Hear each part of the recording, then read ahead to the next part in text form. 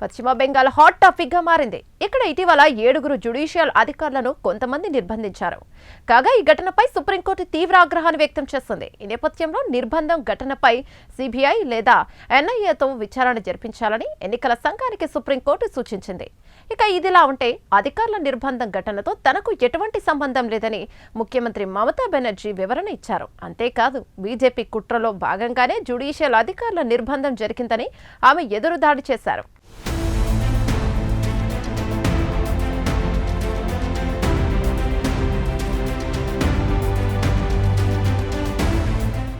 ఎన్నికలు దగ్గర పడుతున్న కొద్దీ పశ్చిమ బెంగాల్ వివాదాలకు కేంద్ర బిందువుగా మారుతోంది. పదే పదే వార్తల్లోకొస్తోంది. ఇదిలా ఉంటే సర్ ప్రక్రియ అమలు విధుల్లో ఉన్నటువంటి జ్యుడిషియల్ అధికారులను బెంగాల్లో నిర్బంధించారు. ఈ సంఘటన యావత్ భారతదేశంలో తీవ్ర దుమారమే రేపింది. కాగా సాక్షాత్తు జ్యుడిషియల్ అధికారులనే నిర్బంధించడంపై సుప్రీంకోర్టు తీవ్ర ఆగ్రహం వ్యక్తం చేసింది. మమతా బెనర్జీ నాయకత్వంలోని పశ్చిమ బెంగాల్ సర్కార్పై సుప్రీంకోర్టు మండిపడింది. జ్యుడిషియల్ అధికారులను నిర్బంధించిన ఘటనను మామూలుగా చూడకూడదని అభిప్రాయపడింది. ఈ నేపథ్యంలో సదరు ఘటనపై సిబిఐతో విచారణ జరిపించాలని ఎన్నికల సంఘానికి సుప్రీంకోర్టు సూచించింది. ఒకవేళ సిబిఐ అందుబాటులో లేకపోతే నేషనల్ ఇన్వెస్టిగేషన్ ఏజెన్సీతోనైనా విచారణ జరిపించాలని సుప్రీంకోర్టు సూచించింది.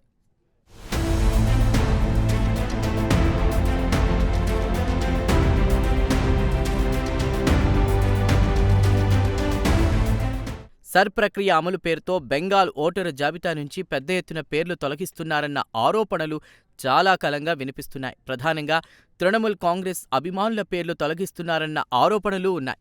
ఈ నేపథ్యంలో ఇటీవల మాల్దా జిల్లాలో పెద్ద ఎత్తున ఆందోళనలు జరిగాయి. ఇందులో భాగంగా సర్ ప్రక్రియ అమల్లో ఉన్నటువంటి 7 జ్యుడిషియల్ అధికారులను కొంతమంది నిర్బంధించారు.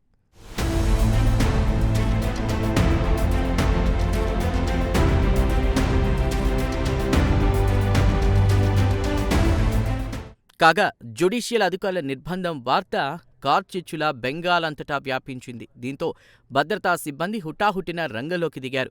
అర్ధరాత్రి దాటిన తరువాత ఘటన జరిగిన ప్రాంతానికి చేరుకున్నారు. నిర్బంధానికి గురైన జ్యుడిషియల్ అధికారులను రక్షించారు.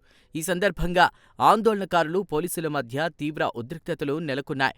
ఈ నేపథ్యంలో ఆందోళనకారులపై పోలీసులు లాఠీచార్జి చేశారు. కాగా నిర్బంధానికి గురైన అధికారులలో 3 మహిళలు ఉండడం విశేషం.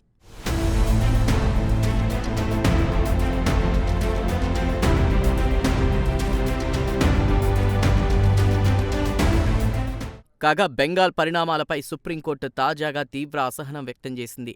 న్యాయ వ్యవస్థను అడ్డుకునేందుకు కొంతమంది ఉద్దేశపూర్వకంగా జ్యుడిషియల్ అధికారులను నిర్బంధించారని నిప్పులు చెరిగింది. అంతేకాదు జ్యుడిషియల్ అధికారుల మనోధైర్యాన్ని దెబ్బతీయడానికి వారిని ఆందోళనకారులు నిర్బంధించారని సుప్రీంకోర్టు ప్రధాన న్యాయమూర్తి జస్టిస్ సూర్యకాంత్ మండిపడ్డారు. సర్ ప్రక్రియను నిలుపుదల చేసే కుట్ర కూడా ఇందులో ఉందని జస్టిస్ సూర్యకాంత్ పేర్కొన్నారు.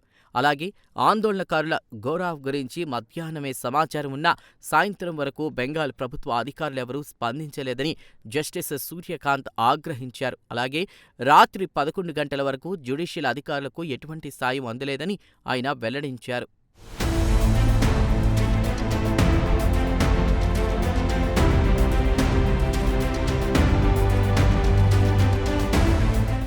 ఈ సందర్భంగా పశ్చిమ బెంగాల్ ప్రభుత్వ అధికారులపై జస్టిస్ సూర్యకాంత్ నిప్పులు చెరిగారు. ఈ మొత్తం ఎపిసోడ్లో బెంగాల్ ప్రభుత్వ అధికారులు వ్యవహరించిన తీరు అత్యంత అభ్యంతరకరంగా ఉందన్నారు. అంతేకాదు కోర్టు అధికారాలను కూడా ధిక్కరించేలా సదరు అధికారులు ప్రవర్తించారని ప్రధాన న్యాయమూర్తి జస్టిస్ సూర్యకాంత్ వ్యాఖ్యానించారు. అయితే చట్టాన్ని చేతుల్లోకి తీసుకోవడాన్ని తాము ఎన్నటికీ అనుమతించేది లేదని జస్టిస్ సూర్యకాంత్ వెల్లడించారు.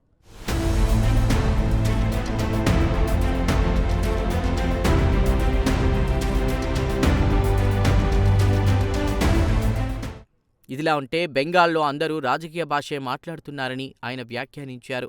ఏమైనా జ్యుడిషియల్ అధికారుల నిర్బంధం ఘటన అత్యంత విచారకరమని జస్టిస్ సూర్యకాంత్ పేర్కొన్నారు. ఈ ఘటనకు సంబంధించి పలువురు బెంగాల్ ప్రభుత్వ అధికారులకు సుప్రీంకోర్టు షోకాజ్ నోటీసులు జారీ చేసింది. అలాగే జ్యుడిషియల్ అధికారులకు తగిన భద్రత కల్పించాలని కూడా కోరింది.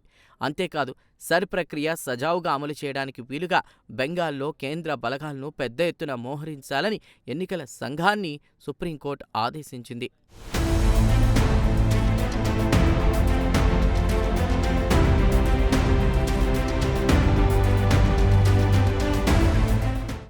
ఇదిలా ఉంటే జ్యుడిషియల్ అధికారుల నిర్బంధం ఘటనతో తనకు ఎటువంటి సంబంధం లేదని ముఖ్యమంత్రి మమతా బెనర్జీ తేల్చి చెప్పారు.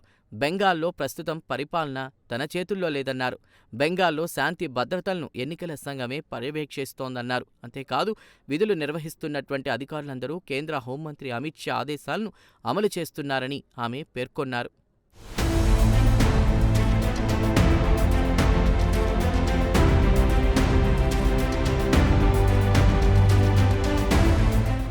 కాగా సర్ ప్రక్రియ అమలుపై బెంగాల్ ప్రజలు కోపంగా ఉన్నారని మమతా బెనర్జీ మరోసారి పాతపాట పాడారు.